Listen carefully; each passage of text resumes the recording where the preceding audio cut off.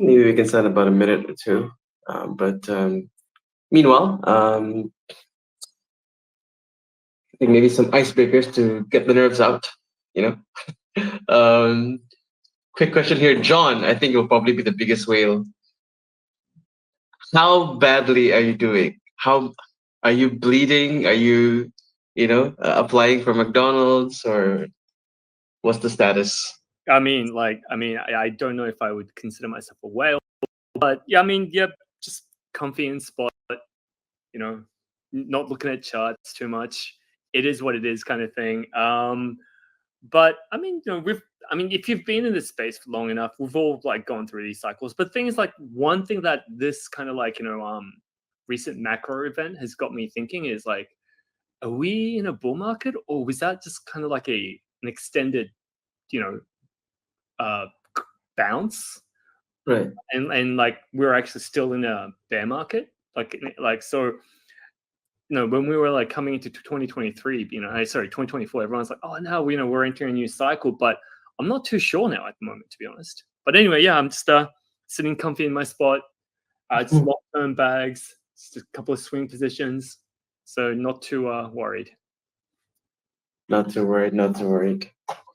All right, I think we're getting there. Don't worry. I think, yeah. Okay, Clay's probably doing okay. Bunch of things happening. Yeah. I hope Japan doesn't crash so bad, but I think it surged quite a bit.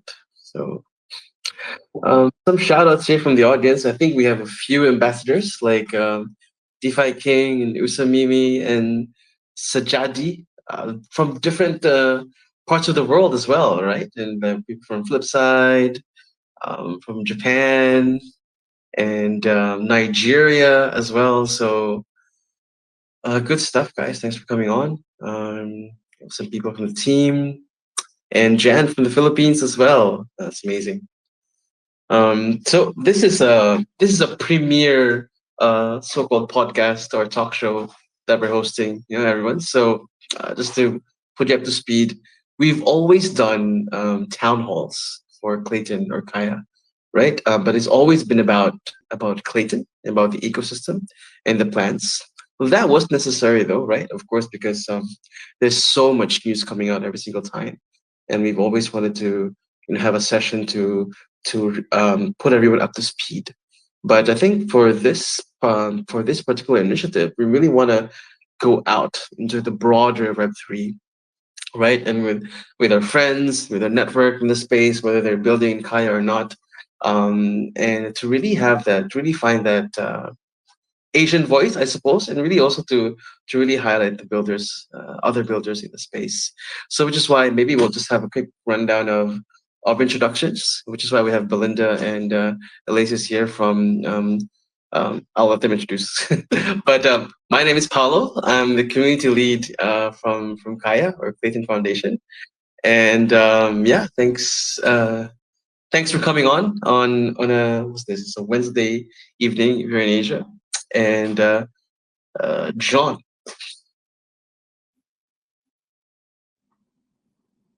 As in, or maybe Chris.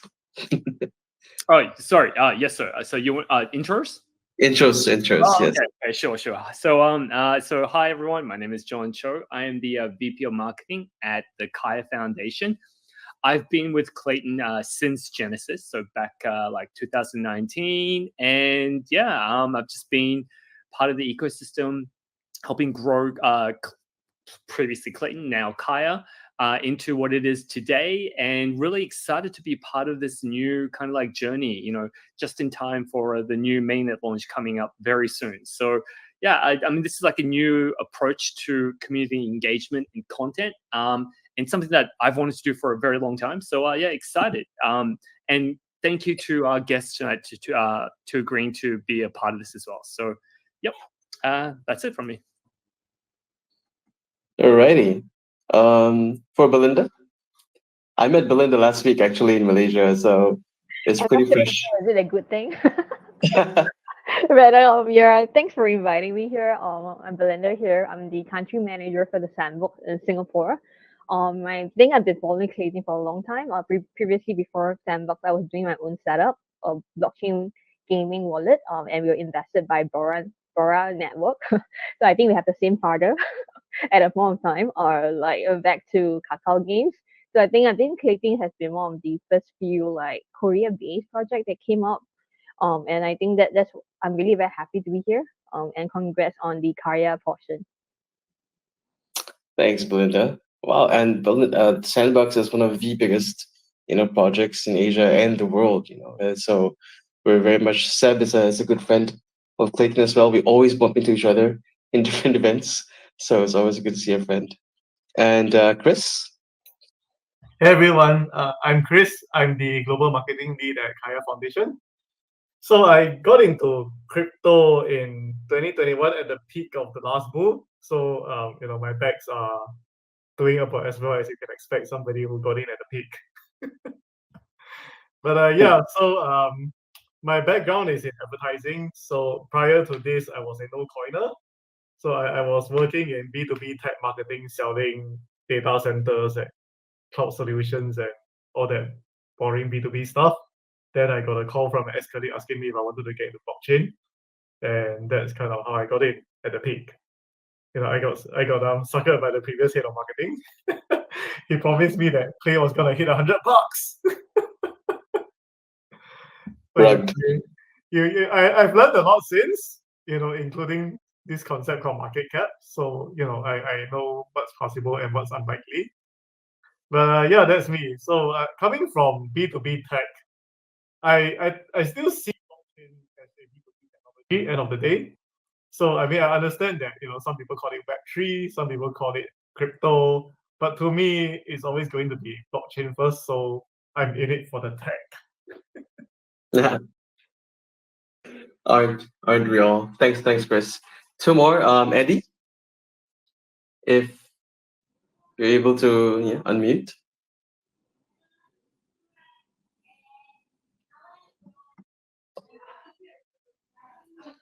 We'll move to Elisa's first. Funny story, actually, Elisa. You don't know this, but when I first popped my head out to do networking and stuff, you were actually one of the first people that I met in Web3, thanks to that event you did with Republic. So Oh my god, really? yeah. So this is Wow. serendipitous. Yeah. That was like my first networking event, and it That's was like nearly 3 years ago. yeah. My gosh. Yes, yes. My Yeah, tell gosh. us about you. Okay, hi everyone. I'm Elasas. So I'm the co-founder of SG NFT Creators. We are a non-profit organization in Singapore where we used to run accelerator programs to support creators. And I'm currently working as the marketing for Bandwagon Labs, and I'm also the community manager for McDonald's NFT project called My Happy Place 3.0. I can't wait to hear about that. I minted. We actually minted, two of us. Chris and I minted. I think with Esther as well. Last month, we were The minting during McNugget one one? of our some McNuggets. So that was interesting. I mean, I'm sure we'll be able to talk about it more down the line. But Definitely. Sorry, I think did I hear that correctly? McDonald's NFT project? correct. Yes. Really? McDonald's has an NFT project? It's only in Singapore. Oh, One wow. of- Okay. Yeah, I definitely got to hear about that a bit more. They have a metaverse too. Yes, From it's your called My Happy phone. Place. Yeah. But anyway, yeah. Lastly, Eddie, if you're able to speak now, I think you just came on board as a speaker. Yeah, hi. I just disconnected. Sorry. This is Eddie from Kaia Foundation. I'm responsible for our market expansion in Southeast Asia. So recently, I've been to Malaysia, especially with Paulo, and yeah, I'm trying to raise our presence in different Southeast Asian countries. And yeah, thank you, and great to be here. Good stuff. Yeah, Eddie leads our Southeast Asia, and he also liaises with everyone from our governance council. So that's interesting. So yeah, I mean that wraps about up the intros. Thank you everyone for coming. and for the audience as well for tuning in. We actually have well, it's not a surprise. We actually have a small giveaway later. So by the end of this, so feel free to ask any questions, from the comments or under this post, right? Like and repost this, and then ask a question. Um, let's see, either voice or via text, and then yeah, some winners will snag like $10 worth of clay or maybe a McNugget, just kidding. Or a mocha. But just kidding.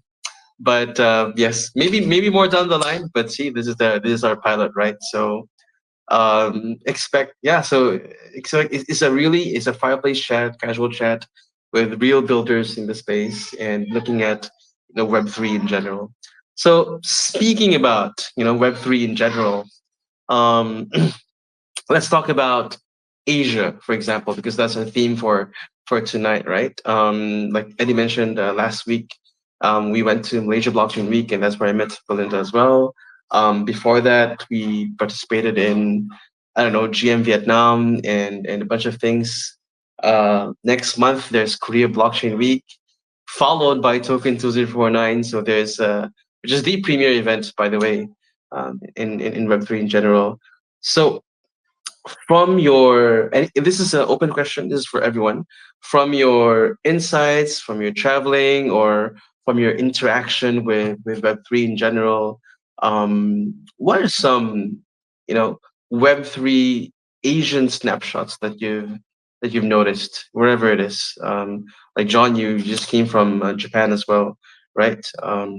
Some of our members went to Brussels. I went to the Philippines as well. um, well, yeah, I mean, fire away. Anything you've observed, it's noteworthy. Hmm. Do you want me to start? Sorry. Oh no, anyone. It's free for all. Yeah, maybe I'll just arrow Eddie, since it's pretty fresh for you. Oh yeah, I just came back from Malaysia, but I think I can say that we cannot define Asia as one word. Like each country have really different situation. Malaysia has different situation. Like Thailand, where I'm based, it is really different. Like Philippines, Vietnam, we are very focusing on this market, and like how should I say, community and builders and like developers all different have different, they have different desires. For example, in Vietnam, like their desire actually started from X Infinity. So before, not now, before many Vietnamese developers, Vietnamese builders, they will be the next X Infinity, but they are not saying that anymore. Anyway, and for example, in the Philippines, many like project they want to be the next YGG, something like this. So, like every countries have different desires. So what you're doing is to find what is their desire and make it happen. So anyway, you should be able to see the desire and what they can do, and like what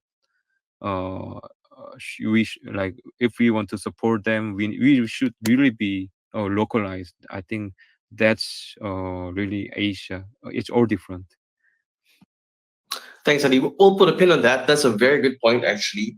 Hopefully later, I'm sure our audience will want to hear what are the desires, in your observation. What are desires of different markets, like Philippines, Vietnam, Japan, China, Hong Kong, all these. Well, we'll get back to that, but thanks for putting that out. Anyone else that you've seen?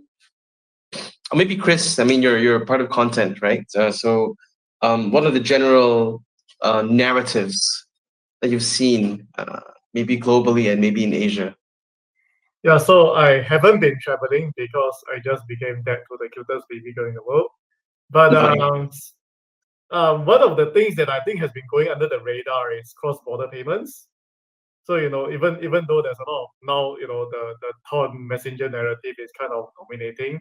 After Solana had their meme spam. But yeah, cross-border payments is something that Asia has been kind of quietly building. A lot of Asian countries have actually launched CBDCs. Some of them, they don't really call it CBDCs, they just call it digital currency, but it is what it is, an official government-backed digital currency. And so I'm actually pretty close with the COO of Soramitsu, and he's been telling me about all their projects and the things that they're doing, and they're actually working on a CBDC cross-border exchange platform. So the concept is using that crypto-based platform, like somebody in Thailand can make purchases from a Japanese e-store, and the cross-border payment will be seamless and not ridiculous. So I have a ridiculous story when it comes to cross-border payments. So as you can tell from my avatar, I'm a bit of a Reddit degen. So when Reddit had their IPO, I was invited to purchase the stocks before IPO, but I had to be a US citizen. So I handed access to my Reddit account to my sister-in-law, who was actually a US resident, and I wanted to pass her some money to buy into the IPO.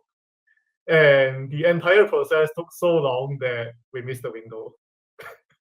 Oh, So cross-border payments via TradFi sucks.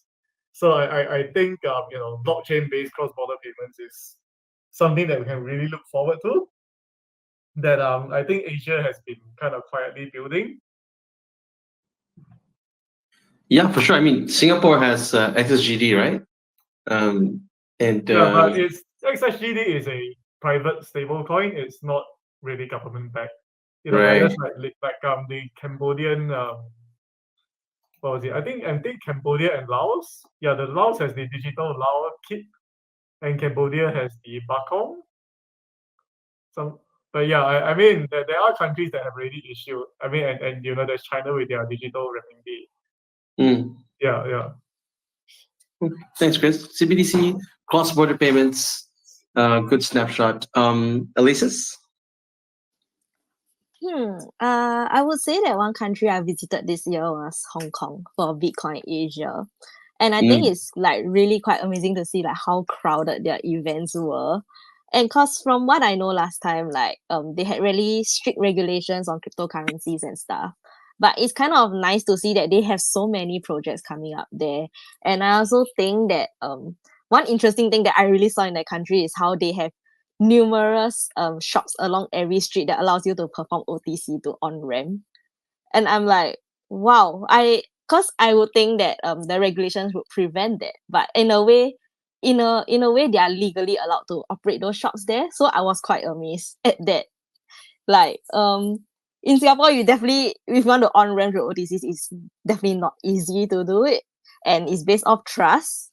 But over there, people are operating it as a business. Right. Yeah. And I think like another country that I visited this year was Vietnam for Good Morning Vietnam. Oh, I was And there. really, Yeah. I love how they have such a strong and like vibrant developer community there. It's like that's also the reason why that they have so many open source initiative and stuff. And I feel like there's a lot of potential that they can be one of the kind of like next emerging tech hub, something like what we have in Singapore also. Because many are also moving to operate there. So from what I gather when mixing with the people there, I feel like they do have a lot of strong potential. And from what I heard through the regular conversations is their government also very supportive of all these innovations coming up. So I think that's really a huge win for them as well. I'll put you on the spot here then, Alesis. So I was there as well, right? But several events were shut down by the government, despite Really? yeah, like some side events, like or maybe it's just FUD. But Oh my god, really? What happened though at the event? Like what was the tea? but definitely the tea. The tea is. So this is not hearsay, but I myself experienced it on I think on the second day, where the whole exhibition space was shut down for a few hours because the inspectors were coming. So we had to hide our paraphernalia, our flyers, and on cupboards, and we had to shut down our TVs, and the exhibition had to be shut down. So. Wow. Yeah, I mean that's a snapshot for you, right? I mean, that's a real Asian snapshot. Because from the ones that I heard, like from talking to them, I heard like the government are more supportive of like maybe the tax side. So maybe when it comes to anything regarding any tokens and stuff, maybe they find it more speculative still. But at least I would say at least some are feeling that it's a start in a It way. is a start. I mean, it Yeah. was the second Good Morning Vietnam, right? Second year. Yes. And Zayn and the team have been working really hard, but it's always tough. It's a tough nut to crack. Um, yeah, government side.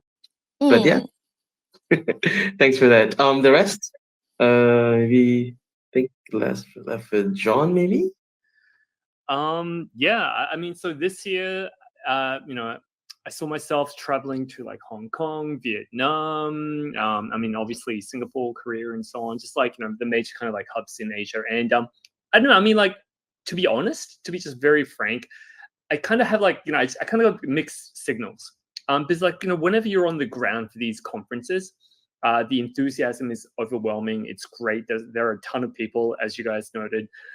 So at a grassroots level, you see a lot of enthusiasm, a lot of activity.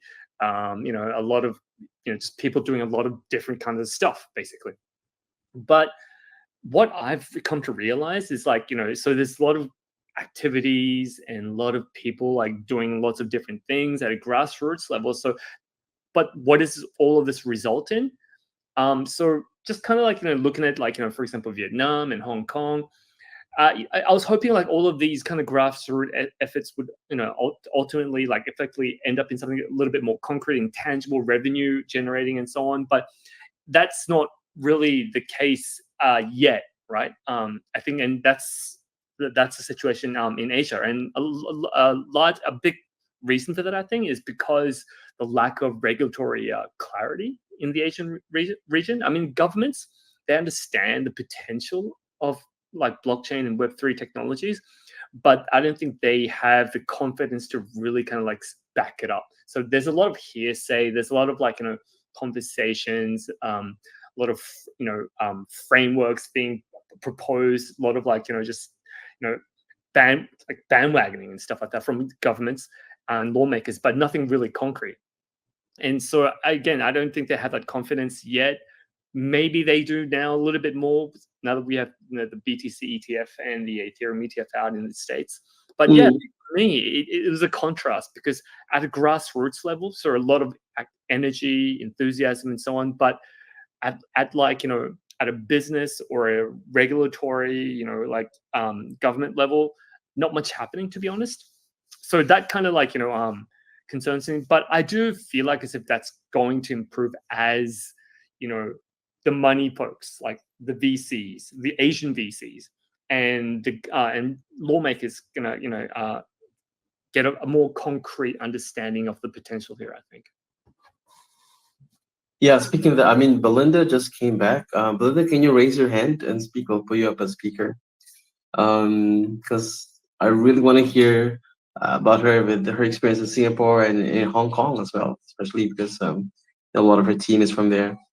But yeah, while she is coming on board, um, so there was a report last month. I think it was last month from one of the accounts that I follow called Milk Road and Daily, and they said that Asia has 326.8 million users, and that's the biggest number, by the way. For example, in the African region is about 43 million, South American region is about 55, US about 72, and I think somewhere in the oceanic place is about 3 million. So it's huge, right? And so I'm sure people will be wondering, I guess in your perspective, for the panel here, why do you think that's the case?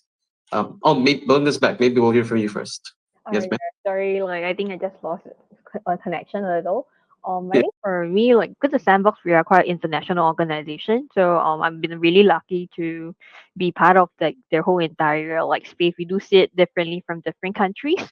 And I think Eddie has rightly pointed, different country has different flavor. I think naturally because of the people. I think for me, I traveled to Dubai this year during the flood. I think there's a lot of water. Didn't see much of it, but I think increasing this year is quite surprising because last year has been really quiet. Like if you go for events, it feels very quiet. No one's really there. But this year, I think increasingly people are coming back. Like it felt like by right this year it should be a pre-boom market. So we do see a lot of people attending a lot of events. Um, But I think that's on the 2C side.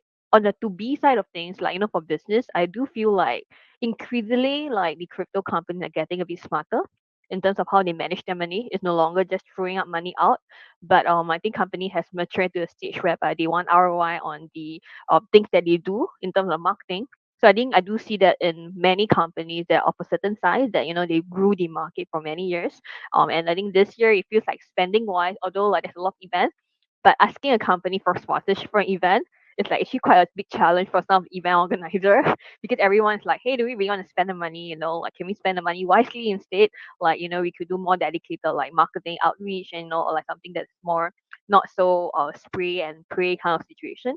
So I think in terms of like what I've seen is just because there's so many verticals of crypto right now. I joined crypto and blockchain since 2017, but this year I think we have like all the way from like RWA, stable coins, and then you have like GameFi, DeFi, and like ordinals, Bitcoin layer two.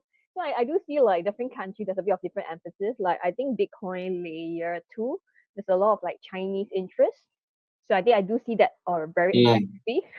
And I think in fact like I think there's a lot of ordinal Bitcoin layer two. A couple of my friends from the Chinese Hong Kong side are working on that. I think for Singapore side it's probably more regulation because I think the PSA in Singapore started in 2019. I used to be from the RegTech scene. I think this year they have started to be giving a bit more. Like I think update as such OKX gotten in principle approval from MES side. So we are seeing a bit of that flow. But then again, you see in talk of Vietnam, right? Like I have my colleague there in Vietnam. From what I understand that like crypto is not regulated yet, although the tech space is very vibrant. In terms of the event there, I think there's also a lot of nuances. Like I think we need a foreign speaker license similar to Dubai to get a lot of things ready. So I think there's a lot of like questions in terms of what can you do in different spaces. And then if you talk about Thailand, for example, Thailand we had the Southeast Asian Blockchain Week. I think gaming is a big thing. And this is what my Thai friend told me. A lot of the Thailand, like a lot of our Thailand friends like to buy blue chip NFTs. So like I think the NFT space is actually really vibrant in Thailand. I think they did like a Pudgy Penguin like or meetup like last year. So I think different countries really have their own nuances. And I think it's like we can't just market Asia as a whole because everybody has like, like more creators, more players and whatsoever. And I think that that's a challenge right now, like to focus on doing things that works and then finding the right market. Otherwise, I think it's really hard to like reach out to the right people. And like finding the money. I think the space also like I don't think that like I think used to be a bit more aggressive in terms of like the investment. People are still investing these days, but like they just want to be a bit more careful. And I think for a project that's trying to do TGE or like reading the next round, I think they just need to plan for a longer time period rather than like just just go. So I think that has changed for the last 6 months probably. For sure. No, sorry, but I realized I didn't give you the chance to introduce Sandbox in case some listeners here don't know. Maybe you could tell us a little bit more about what you're working on. Sure, sure. The Sandbox, we are the largest Web3 metaverse company in the world. We are actually backed by Animoca brands. In fact, I think we are their biggest win in terms of when they first started up. So globally, we work with about 800 brands. In fact, Bandwagon is a partner of ours. Just in Singapore alone, I think Asia has been our focus for the past 3 years. So like I started this Singapore like this office like in about 2 years ago. So we since then we have onboarded about 40 brand partners, including like Charles and Keith, like DBS Bank. And I think like this year we are launching one championship. So we are very used to the whole entire Web 2 to Web 3 space. Personally for me, I've been in crypto since 2017. So like I've been doing a lot of like those were the days where there's just only Bitcoin and Ethereum. Right now there's a lot of things to learn. So I think it's been really exciting for me to be seeing the whole entire journey. Thanks, Belinda. We'll come back later to your other experiences, right? Because I think we really want to hear. I'm sure our audience wants to hear about what a or what a global brand does, what the approach is for different kinds of cities or different kinds of countries. And I'm sure our team from Kaia also has a perspective on that. Um, Looping back to you, maybe Elisa, so maybe could you tell us a little bit more about what you're building, whether it's the SG NFT creators or Bandwagon Labs, and then after that, maybe tell us a little bit more about what you're doing in Asia, for example. I mean, especially you being in Singapore and everything.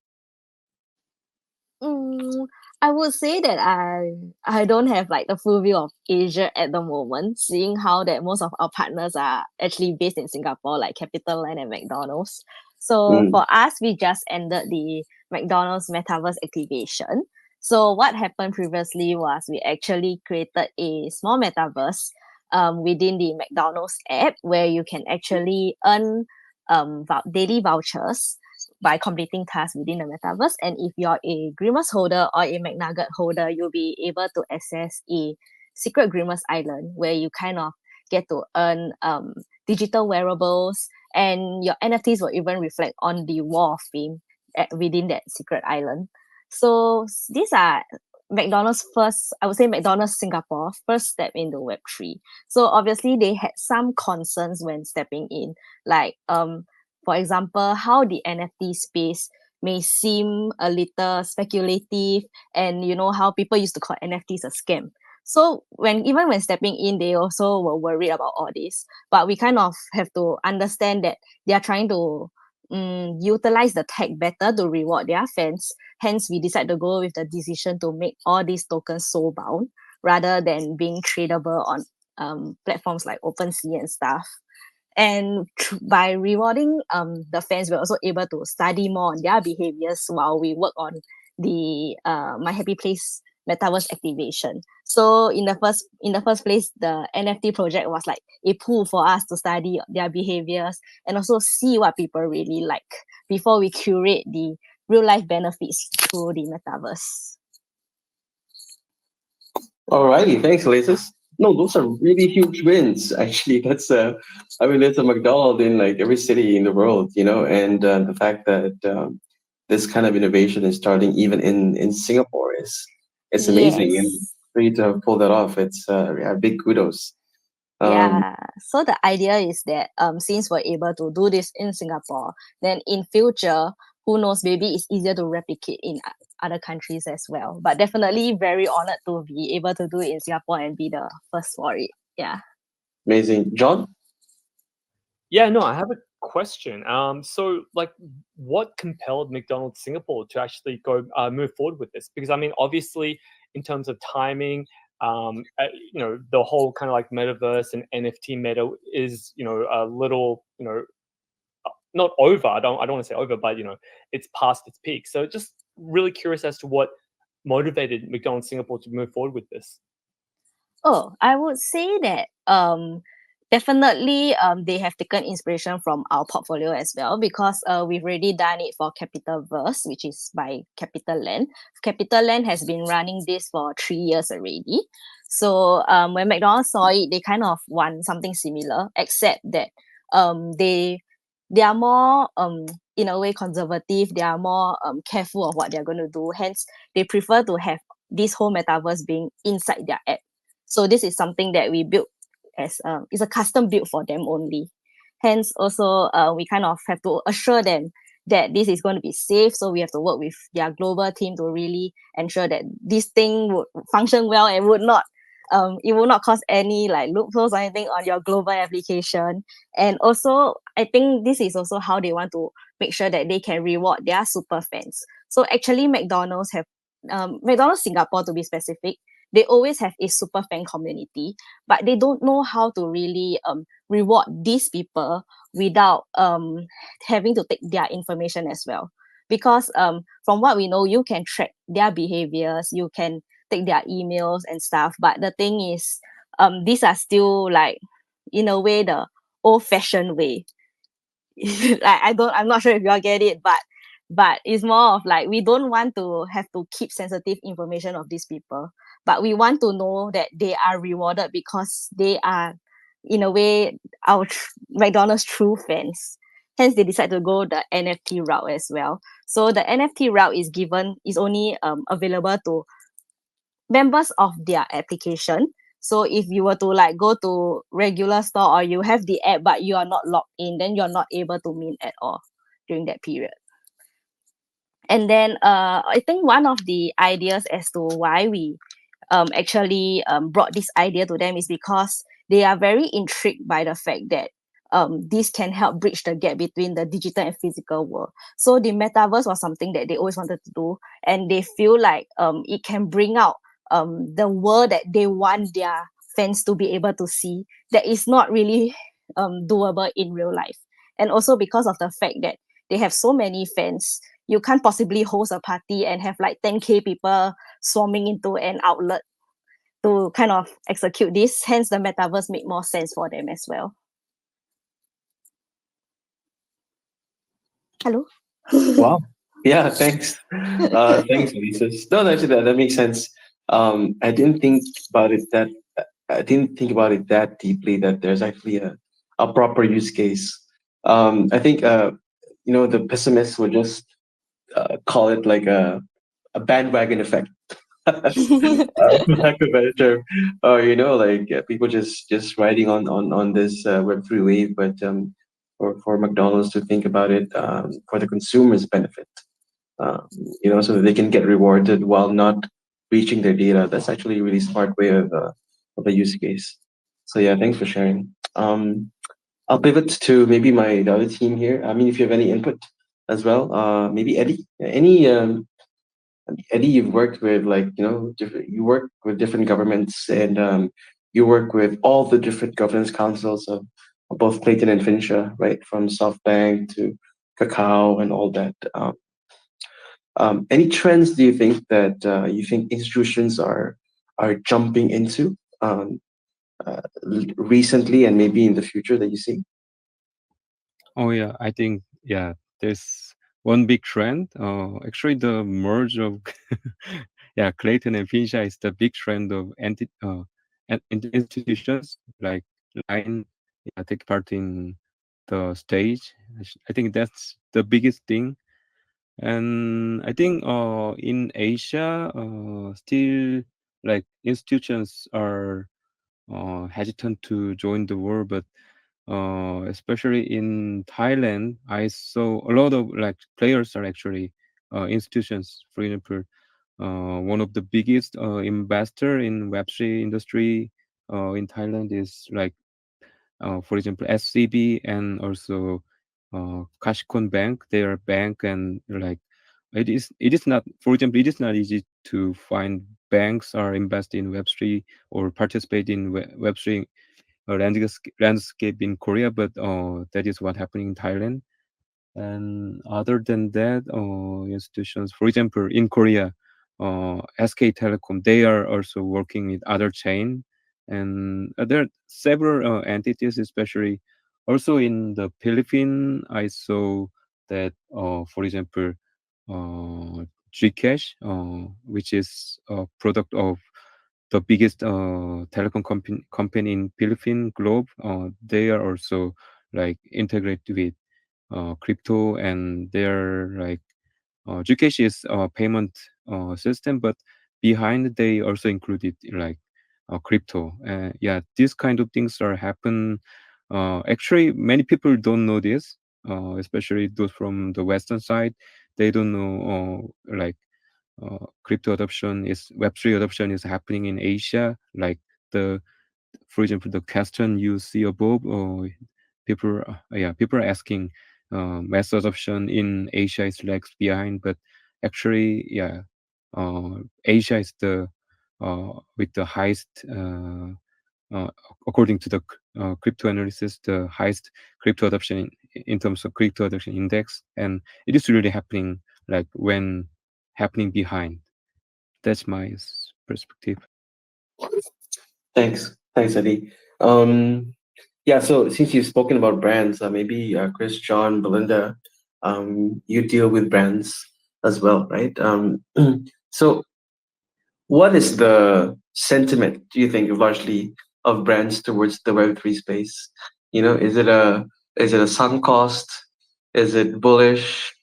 Is it something they're still working on, or do they really think there's an opportunity? A business opportunity.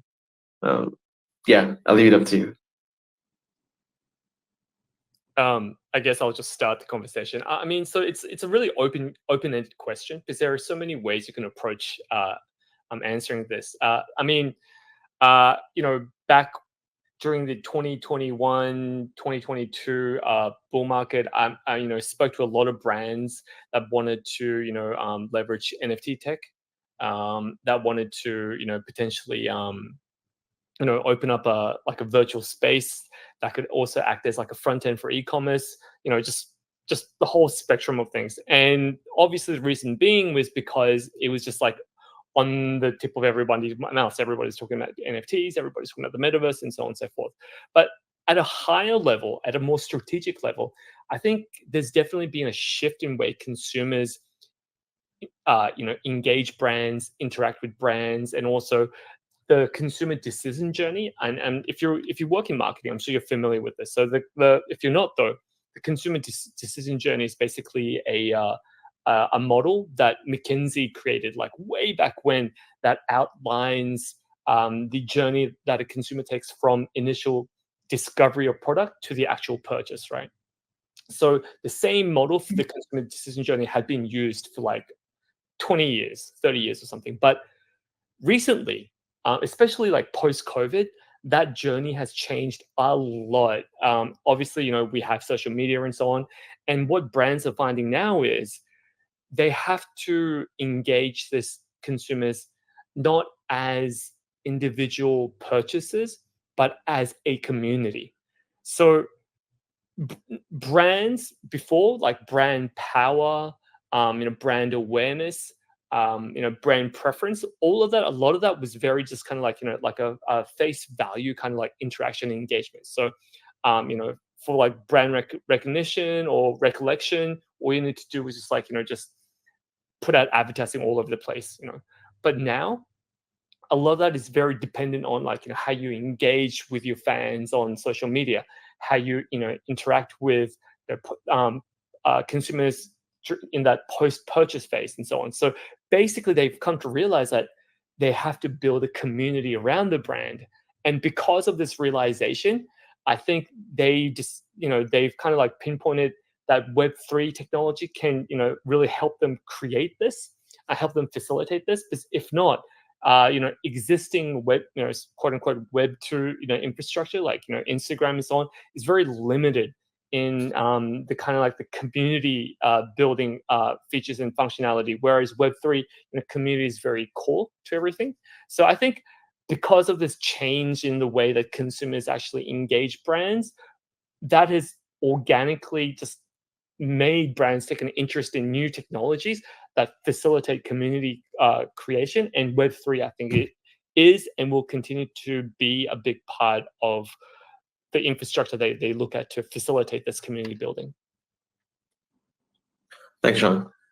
Yeah, so putting consumers in maybe in a shared mind, in the mind share of sorts, like as communities.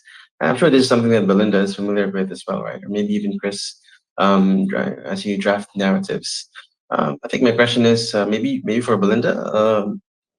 So you have so many brands on Sandbox. There's like Ubisoft, and The Walking Dead, Atari. What else do I remember? A lot. Sorry. Attack of Titans. Yeah, yeah. But I mean, yeah. There's a lot of brands. Adidas is even there, right? So where do you think? I'm not sure if you're free to speak about this, but where do you think they are right now, sentiment-wise? I think Is in fact yeah. web clients are the best clients for us because they do look at things a bit more long term. I think a lot of time, like I always feel like when the hype is over is where real work happen. Because a lot of times when they hype, people just want to trade it. They don't really care what's going on. I think for us, like this has been pretty good. Like we signed also Innisfree. So I think as John really rightly mentions about community building, and usually for brands, it's either like marketing, brand awareness, or like loyalty. So I think recently we did have a partners like Milk signing a contract with like AirAsia. So I think one big thing of like I think one of the use cases is really having the metaverse so as a way to engage, like it's about gamification, right? Like to engage their current users. I think that's for the existing users. I think for new users also, like people are finding it hard to attract attention because as you see, like when you do ads, right, it's only like 2-3 seconds, and then it's really hard to engage anyone. I think for us, I think a lot of brands come to us because the games that we did is like almost 20 minutes. So I think another use case that we did pretty cool is last year with MediaCorp. So I think if you're in Singapore and last year I think MediaCorp came out with an interactive game where people can come together and count down. I think that was an interesting use case because they knew that like new generation post COVID don't really come out sometimes. They don't really want to be in crowded spaces. So how do you actually engage more people to come together and have a unique experience? I think the game in the metaverse was actually their way of engaging. So I think we do see like I feel like Web2 brands when they come to Web3, I think we used to have very high expectation of what they can do in Web3, but I think the brands are also a bit more realistic right now these days. I think the easiest entry is like NFT engagement. Like I think even with McDonald's, right? We did as a project with McDonald's, but at least for the Singapore bandwagon McDonald's, I think that was a really great like way of like I mean I wish that I had the first edition, so I have the second edition right now. But I think it's really like having that sense of like community around a brand that most of the time the Web2 way of marketing is very one to many. And I think increasingly, if you look at the market, we are going into like a UGC wave where we want more user generated content. And I think the Web3 space was actually a really good opportunity for you to make the community invested and also create content around it. So I think it has been really good for us. Yeah, I mean, those are really huge clients as well, Belinda. Like, and even for bandwagon as well, right? And I mean, well, self shield even for us, I guess. For I mean, yeah, I think it's been pseudo positive. For example, for McDonald's and for Bandwagon Labs, you've done 2 mints, so it's not just like a single experiment. And maybe they did a retrospective, but maybe after the retrospective, I'm sure your team probably generated good results that propelled you for another mint.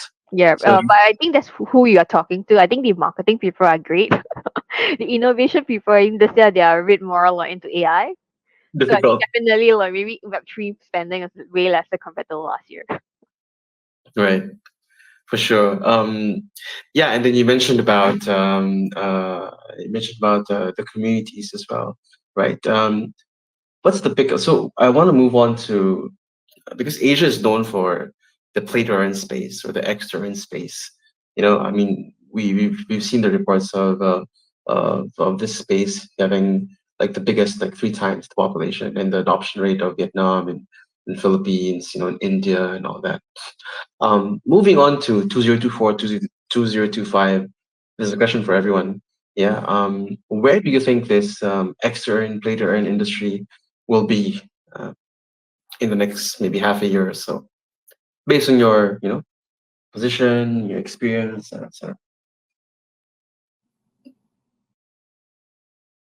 Maybe I can go first. Okay, so I mean personally I love to play games myself. I played in the previous cycle as well. But I feel like this cycle play to earn games are more different. I feel like they are gaining more popularity even among the traditional gamers because they are not just normal grinding games where you let it run on its own. You're actually more involved in the player is more involved in the game this time. So in a way it's a higher quality compared to the previous cycle. So I feel like mainstream adoption is more likely to increase. But from what I see, I feel like in the next 6 months, maybe we should see more polished game. They are more immersive and more enjoyable. And also, hopefully we get to see also a more sustainable economic cycle within the play to earn games. Because as we all know, and if you played last time, definitely it's more of just playing, you earn, and then you dump the token and you leave. But then now, since games are aiming to be more polished, more immersive, so I can see that how the developers can kind of tap on this to kind of give all these games a stronger hook to ensure players' retention rate because players should be playing because they love the game first rather than because of the token that they can earn from it. So I also think that since such features are about to come, it's also more exciting that there are going to be more multiplayer where you can really see other players within the game rather than like how it was last time where you're playing and you know there's a leaderboard but you don't actually know the skills of the other player. Yeah. Yeah, were you? Oh yeah, you were in Exi as well, right? But funnily enough, I actually, because YGG is our partner, we joined their road trip, which is about 6 cities in the Philippines, with different universities and malls, and it was my experience firsthand to really see like people on the ground, staying inside an event in the mall for about 8 hours straight, and some of them are students, and they wore a uniform like on a Sunday or on a Saturday, and I actually interviewed them, like the students themselves. They were like, I don't know, 15 or 16 or something like that. I asked them like, were you paid to come? Is there an airdrop? And and they weren't actually, the students willingly claim there was no club or CCA or that incentivized them. There was no like buffet in the end or whatnot. Maybe some snacks, but that was, I mean, snacks are not worth coming over for 8 hours without backrest. So I mean, so I guess that's my a snapshot on Philippines, for people on the ground. Some of them are genuinely curious, even students, about the technology, without necessarily asking for an airdrop. So yeah, that's interesting. It's very much still alive, and as you mentioned, there are some really good quality games as well with from proper studios, not just people from Upwork doing up a game and launching a demo, raising money. But yeah, they're from proper studios. And I realize we are almost at almost time. I can't believe it's been almost an hour. But maybe we'll do a round of. Oh, okay. How about one more question, and then maybe we'll give a round on what's next for you and what can we be excited about, for Kaya, for Sandbox, for Bandwagon Labs. One more thing. What's your strategy in the next, I don't know, 3 to 6 months in reaching Asia, whatever country it is? You can elaborate as well. Uh, Belinda. Well, it doesn't have to be Asia as well, but I mean, for the sake of this team, maybe Asia. Sorry, I lost you for a minute. What's the question again? What's the strategy in reaching like the Asian market? Okay. I feel like the easiest way is to just connect the current community, because I mean, realistically speaking, like spending your own money and trying to reach out is actually quite tough, because the Asian market is quite fragmented. Because every country have their own like nuances and languages, especially in Southeast Asian market. So I think what we have found like success is really working with the guilds, for example, on the ground, and working with community leaders, influencers, as more of the local influencers. I think that has given us really good ROI. So I feel like for a new project coming into the ecosystem, really look out for right partners that would actually enhance. I think even for like this EMA has been really like collaborative. So I think this is the way forward. I think the Web3 space still has to be really collaborative to make anything happen. Wait, quick hot take. Are influencers really still effective? I feel like we have to be a bit careful. I think influencers are like genuine people who are like or in not just for the money. I think it's people who, like, for example, we do engage a lot of like creator influencer or in the sandbox ecosystem, because they do it because they love it. So I think these are the right influencer to work with. And I think we do also have like influencer more community managers. They just like help to like manage community. So I think finding these right people is probably more important than like finding the large KOLs that like are paid to speak. Thanks. Elasis or anyone from the Kaya team? Yeah, let me. Oh yeah, please. Yeah. Sorry, can you repeat your question again? What's your strategy, in reaching like whatever market you're targeting right now? I know you're launching something new as well. Maybe you can talk about it now or later as well. Okay. I would say that for bandwagon, so actually we're aiming to launch our own product. So if you actually played My Happy Place, our metaverse activation, which is what we did for McDonald's, you'll roughly know that what we're going for, except we're aiming to do it the bandwagon way. And then we also been teasing our mascot so far. And yeah, I would say that how we are aiming to reach these people is that we already know what kind of crowd we want. Having worked with McDonald's beforehand, we know that the struggles people face to even like come into Web3, and we feel like there's more that we can do for these people. So we feel like that's also the area that we want to grow in.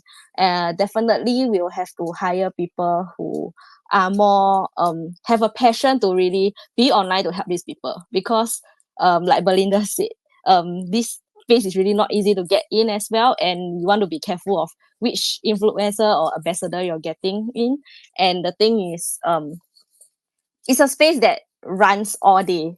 There's no like ending time, there's no off work timing. You need people who have the real passion, that is really willing to be there to really sit down and teach the community on what we have and why are we doing what we do. So I feel like definitely vetting needs to be done on who you're onboarding into the team.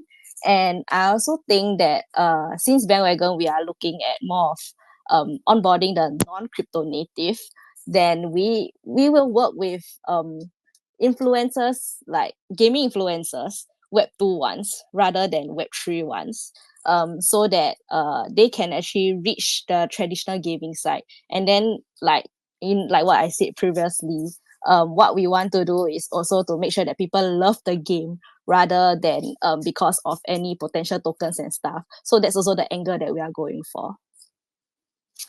Nice. So you're building a game. All right. Yeah. Drop the alpha. Yeah, and you heard it, guys. They're also looking for people to work in Bandwagon or McDonald's. So sign me up, please. Hey, no, it's Anyway. bandwagons. We'll do it in our own style. That's right. Andy, you were saying something just now. Oh yeah. In terms of Asia, our like Kaya strategy. It's my personal perspective. So, we are preparing many things, especially in Indonesia. We one of our project, Galactica, which is tokenizing real world assets, especially ships, in Indonesia. Will start very soon in maybe September or sometime. Really tokenizing will happens very soon. So from that side, we will like trying to, like, Indonesia is very huge market with the population of 270 million people and very young population. And actually, interestingly, we never do something in Indonesia. Many like community members and like uh, our the community of our project. Actually, many of them are from Indonesia. So we will try to understand the market better, and we definitely interact more with the community there, people there, and I'm sure that yeah, there might be more exercise and promotion and activities with Indonesian people. And of course, we have other priority countries. For example, Vietnam. We will continue our interaction with like developers and their community, and yeah, many will happen with Kaya, especially in Southeast Asia. Thanks, Eddie. For the audience, Galactica is we'll probably reveal it soon. I'm not sure if it's too soon for me to reveal, but it's on RWA and tokenization of assets on that end. So speaking about events, maybe Chris and John, maybe anything that is on your plate in terms of reaching Asia in the next few months. I mean, with Kaya, we have that whole messenger narrative going on. So, like I said, I got into the space because of the tech, and the reason why I've stuck around in Clayton and now Kaya for the past 2+ years, which is a long time in Web3, is the fact that I actually believe that Kaya has the right tech to drive mass adoption. I mean, even before talking about messenger integration, just the speed of transactions. As I use a lot of different chains, and as far as I can tell, even the ETH tools can't match Clayton in terms of speed. Well, now Kaya, when I make transactions on Kaya, it feels like Web2. It feels like using PayNow. If you're Singaporean, you would know what PayNow is. There's no sitting there waiting 15 seconds or whatever for the transaction to confirm. So that to me is the biggest blocker of Web3 adoption, which is UX. And I can't believe it took so many years for Vitalik to even come out and say, hey guys, it's time to focus on UX. Like that should have been the first thing. We've had account abstraction for so long, gas fee delegation for so long. But you know what? Nobody's using it. I don't know why. I mean, like, gas on Kaia is so cheap that any service can easily absorb it. Just pay for the gas, man. It's gonna be what, $10 a month, whatever. If your service can't generate $10 of revenue a month, then I think something's wrong with your service.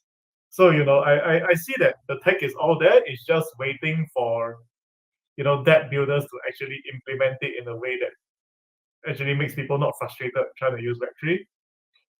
So yeah, so I mean, looking at it, even now that we are gonna build messenger integration, I think that's just another step towards a seamless UX. So I've always said that I've got this concept where blockchain should be invisible.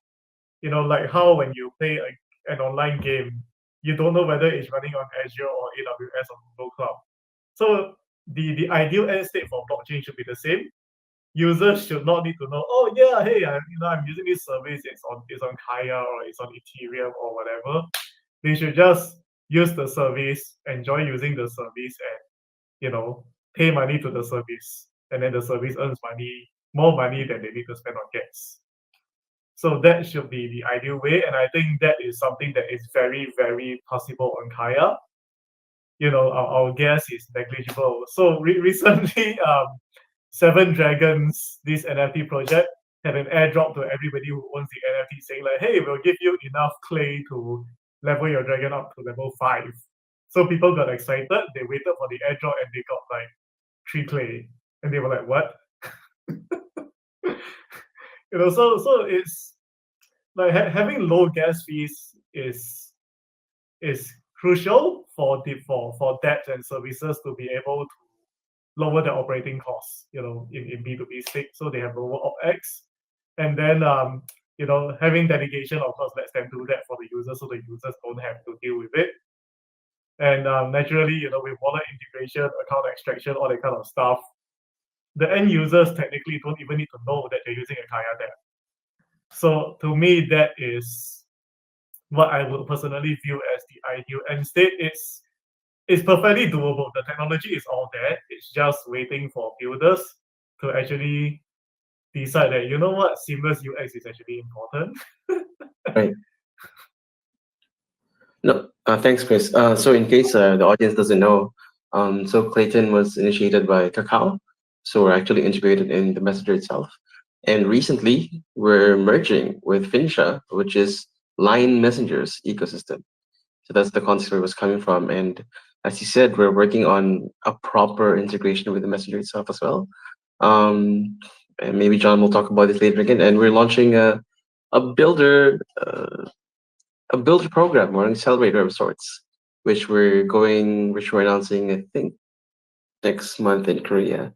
But yeah, I'll leave it to John. Maybe anything to be excited about with Kaia, and then we'll ask Belinda and Elise as well on what's next for you and what can the audience look forward to. Yeah, I mean, so since we're already over time, just wanted to do like a quick wrap up on my part. I mean, in terms of exciting news, obviously we have the mainnet launch just around the corner, literally just around the corner. So keep an eye out on our socials. I just want to take this opportunity to thank Belinda and Elise for participating in our new format as our first guests. So this is an experimental format for us. We haven't done this casual kind of like, structured. We haven't had this casual structure to a piece of content before. So it is our first time. So thank you for bearing with us. But I think it works. So again, thank you for our guests for being a part of the tonight's initial kind of like broadcast, and also our audience, of course. Thank you very much. I mean, we're learning. So I mean, the first we didn't have time for questions and so on, but definitely next time I think we'll be a lot more well versed in how we should approach this. So yeah, just wanted to wrap up by thanking our guests and our audience tonight.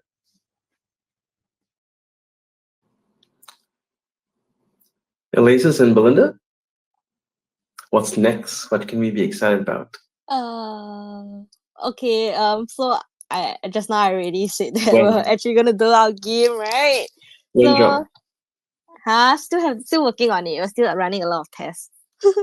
But yeah, definitely I hope that you guys can look forward to it. And honestly, hearing about how you guys share about your Kaya's Builder program as well. Paulo, maybe we can discuss more about it too. Do it. But yeah, I would say bandwagon definitely through all the milestones that we had this year, we're very thankful for it. It's honestly huge milestones for such a small startup like us. Definitely we feel like these are things that we can bring further as well. And yeah, just sharing that our media bandwagon Asia is also the official media partner for Token 2049. So I hope to see many of you guys there, and hopefully we can meet up there as well. Wow, congrats. Congrats. Thank you. Finally, Belinda. I think this year we have been very focused on content. So I think like I think for me, one thing really exciting is really bring Singapore to the map of the metaverse. So on National Day, we'll be launching a what we call a season, a small season where we showcase about like 9 experiences from Southeast Asia creators. And there's a pot of 30,000 cents to be won. So I think that I'm really excited about that. It's been in the works for like a year. And I think, of course, like I think one of the largest things happening this year is going to be our alpha season 4. I think at the actual date, it will be probably in end of quarter 3 or quarter 4. So I think that's something that we've been postponing for the last like 1.5 years to make sure that our game maker is up to standards. I think this is something, I think one of our largest game seasons that will happen hopefully by 2049, but I don't know yet. Or so like at least like maybe September, October. So I'm really excited about that. Join us and win Sand token. Win 30,000 Sand token. So that's the alpha for Sandbox and for Bandwagon Labs. They built the metaverse inside the app for McDonald's, and they're gonna do more worlds in the game itself. And for Kaia, for Clayton, we're gonna be all around Asia as well, and we'll have proper messenger integration. So get excited for that if you're a builder. And thank you, and thank you again for everyone for coming, for our guests. I apologize for I see the questions, DeFi King and Yong. I see the questions. Thank you. I'm sorry we didn't have enough time to address the questions. We'll iterate definitely, and hope we can definitely provide a better experience so far. So let us know how this was for you. What kind of topics you want to for us to find out next or to discuss about next, and who do you think we should invite? And I would love to have them. So yeah, thank you again for coming for our inaugural, roundtable discussion, everyone, and have a happy week ahead. Well, thank you, everyone. Thank Thank you, you. everyone. Appreciate it.